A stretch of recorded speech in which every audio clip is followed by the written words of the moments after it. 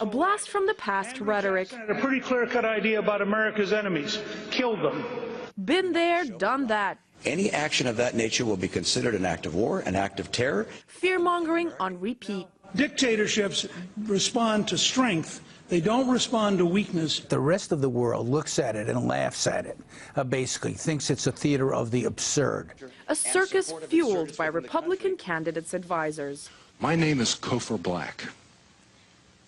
I'm a case officer of the Directorate of Operations of the Central Intelligence Agency. Notorious for promising Bush to leave terrorists with flies crawling across their eyeballs, and the Afghan enemies with their heads on pikes.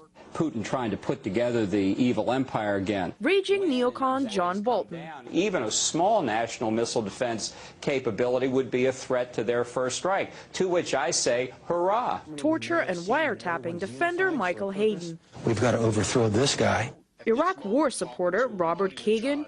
Is the right tactical thing to do. I'm consistently amazed at how little responsibility any of these people have taken for the really, truly horrific things that occurred during their watch. Michael Chertoff, failing with Hurricane Katrina and pushing through the civil liberties-killing Patriot Act.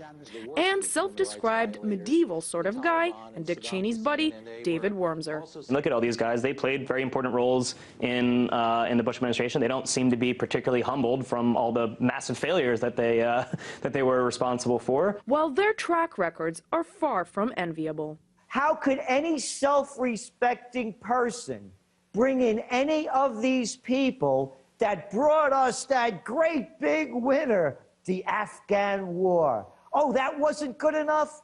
How about the Iraq war? I got another one for you. How about the war on terror?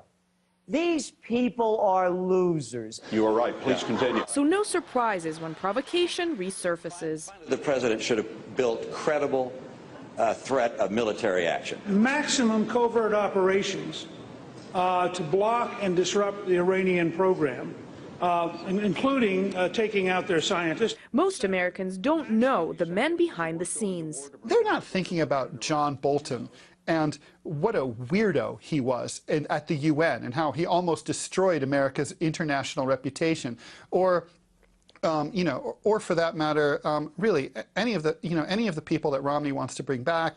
But some embrace the rhetoric of coercion. There are still, I'm sure, many Americans that would love to see flies on eyeballs and other things of people all over the world. Us versus the world, and who should we demonize today? A mentality promoted by a recycled cast of characters, keeping Americans in a perpetual state of war readiness and the rest of the world on edge. Anastasia Churkina, RT, New York.